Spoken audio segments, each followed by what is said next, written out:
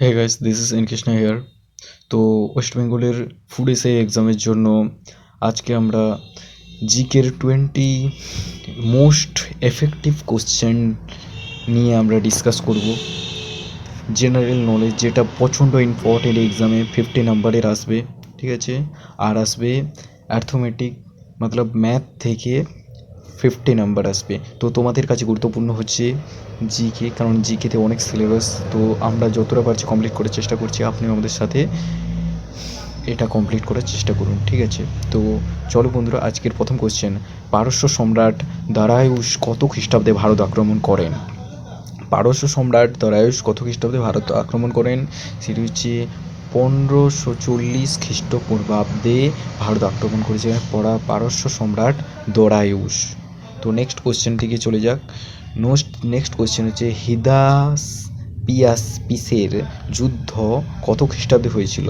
হিদাসপিসের যুদ্ধ কত খ্রিস্টাব্দে হয়েছিল? হিদাসপিসের যুদ্ধ হয়েছিল 326 খ্রিস্টপূর্বাব্দে পুরু ও আলেকজান্ডারের মধ্যে। তো 326 খ্রিস্টপূর্বাব্দে হিদাসপিসের যুদ্ধ হয়েছিল। তো এই কোশ্চেনগুলো এক্সামের জন্য খুবই ইম্পর্ট্যান্ট, এবং তোমাদের যে কটা দিন বাকি আছে সে কটা দিন আমরা ঝাঁঝিয়ে নেব কোশ্চেন রিভিশনের জন্য, কেননা এখন খুব একটা টাইম নেই তোমাদের পাশে। সেই জন্য আমরা ছোট ছোট করে কিছু ভিডিও আনবো, যাতে তোমাদের বুঝতেও সুবিধা হয় এবং বোঝাতেও আমাদের সুবিধা হয়। সেই জন্য হচ্ছে তোমরা অবশ্যই ভিডিওগুলো দেখো এবং like and share, comment, subscribe এবং করো, ঠিক আছে। চলো বন্ধুরা, নেক্সট কোশ্চেনের দিকে যাওয়া যাক। চন্দ্রগুপ্ত মৌর্য কবে সিংহাসনে বসেন? চন্দ্রগুপ্ত মৌর্য কবে সিংহাসনে বসেন? তোমরা সবাই জানো সিংহাসনে বলেছিলেন 322 খ্রিস্টপূর্বাব্দে। 322 খ্রিস্টপূর্বাব্দে মৌর্য সম্রাট চন্দ্রগুপ্ত মৌর্য সিংহাসনে বসেছিলেন। নেক্সট হচ্ছে শকাব্দের 78 খ্রিস্টপূর্বাব্দে প্রচলন কে করেন? শকাব্দের 18 খ্রিস্টাব্দে প্রচলন কে করেন? সেটি হচ্ছে কনিষ্ক। শকাব্দের 78 খ্রিস্টাব্দে প্রচলন কে করেন? সেটা কনিষ্ক করেছিলেন প্রথম। প্রাচীন ভারতের প্রথম ইতিহাসের মূলক গ্রন্থটি কোনটি? প্রাচীন ভারতের প্রথম ইতিহাসমূলক গ্রন্থটি হচ্ছে রাজতরঙ্গিনী হচ্ছে প্রাচীন ভারতের প্রথম ইতিহাসের মূল গ্রন্থ, রাজতরঙ্গিনী। তো নেক্সট কোশ্চেন, কে ভারতবর্ষকে মহামানবের সাগর তীর বলে বর্ণনা করেছিলেন? ভারতবর্ষকে মহানগরের সাগর তীর বলে বর্ণনা করেছিলেন রবীন্দ্রনাথ ঠাকুর। তোমরা অবশ্যই জেনেছো যে রবীন্দ্রনাথ ঠাকুরের অনেক বুক লেখা হয়েছে, অনেক কবিতা এবং অনেক গ্রন্থ, যেগুলো হচ্ছে তোমাদের এই এক্সামের জন্য খুবই ইম্পর্টেন্ট। সেগুলো জেনে যাবে, কেননা এই ফুড এসআই 2018 সালে যদি এক্সাম আমরা দেখি, তো সেখানেও এই রকম ধরনের টাইপের কোশ্চেন করছিল। তো আশা করা যাচ্ছে ওই রকম টাইপেরই কোশ্চেন আসবে, তো তোমরা ভালো করে জেনে নেবে। নেক্সট কোশ্চেনে যাওয়া যাক।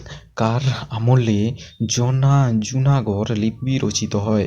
জুনাগড় লিপি হচ্ছে শেখ সম্রাট রুদ্রদামনের আমলে। নেক্সট কোশ্চেন হচ্ছে এলাহাবাদ প্রশস্তি কার রচনা? এলাহাবাদ প্রশস্তি কার রচনা? হরিসেনের রচনা। এলাহাবাদ প্রশস্তি কার রচনা? হরিসেনের রচনা। নেক্সট কোশ্চেন হচ্ছে ঈশ্বরচরিত্র কে রচনা করেন? ঈশ্বরচরিত্র রচনা করেন বাণভট্ট। ঈশ্বরচরিত্র কে রচনা করেন? বাণভট্ট। নেক্সট কোশ্চেনে যাওয়া যাক আমরা। অষ্টাধ্যায়ী কে রচনা করেন? অষ্টাধ্যায়ী রচনা করেন পাণিনি হচ্ছে বিখ্যাত একজন কবি, তিনি হচ্ছে অষ্টাধ্যায়ী রচনা করেছিলেন। তো নেক্সট কোশ্চেনে যাওয়া যাক। নাসিক প্রশস্তিতে কোন রাজ্যের কীর্তি বর্ণিত আছে? নাসিক প্রশস্তিতে কোন রাজ্যের কীর্তি বর্ণিত আছে? সেটা হচ্ছে গৌতম পুত্র শতকর্ণী আমলে হয়েছিল, এটাই জেনে রাখো, ঠিক আছে। বেশি জানার দরকার নেই, কেননা ওই সময় অনেক কাণ্ড কারখানা হয়েছিল, তো অত বর্ণনা করার দরকার নেই, ওইটাই বললেই হবে, ঠিক আছে। চলো, তহকিক ই হিন্দ কে রচনা করেন? তহকিক ই হিন্দ রচনা করেছিলেন আল বেরুনি হচ্ছে তহকিক ই হিন্দ রচনা করেন বেরুনি। তো নেক্সট কোশ্চেন হচ্ছে কার আমলে ভারতে প্রথম স্বর্ণ মুদ্রা প্রচলিত হয়? ভারতে প্রথম স্বর্ণ মুদ্রা হয় কুষাণ সম্রাট দ্বিতীয় কোদিফিসিস। কুষাণ সম্রাট দ্বিতীয় কোতভিসিসের সময়ে এটা হয়েছিল, জেনে রাখো। নেক্সট কোয়েশ্চেন হচ্ছে কার মৃত্যুর পর বাংলায় মৎস্যনায় যুদ্ধ শুরু হয়? মৎস্যনায় যুদ্ধ শুরু হয় শশাঙ্কের মৃত্যুর পর বাংলায় মৎস্যনার যুগ শুরু হয়। সুলতান মাহমুদ কত সালে প্রথম ভারত আক্রমণ করেন? 1000 খ্রিস্টাব্দে আক্রমণ করেছিলেন সুলতান মাহমুদ কত সালে প্রথম ভারত? 1000 খ্রিস্টাব্দে, ঠিক আছে। তো বাংলায় তুর্কি রাজত্ব বা মুসলমান সাম্রাজ্যের সূচনা কে করেন? এইটা হচ্ছে তোমাদের কোয়েশ্চেন থাকলেও কমেন্ট করো, তোমরা এই কোয়েশ্চেনের আনসার দাও, ঠিক আছে বন্ধুরা। কারণ হচ্ছে তাহলে আমি বুঝতে পারবো যে তোমরা অবশ্যই এই কোয়েশ্চেনগুলো ভালো করে রিড করে নিয়েছো। তো নেক্সট কোয়েশ্চেনে যাওয়া যাক। তো আজকে এই পর্যন্ত ছিল, এবং নেক্সট পরের দিন তোমাদের সঙ্গে অবশ্যই দেখা হবে।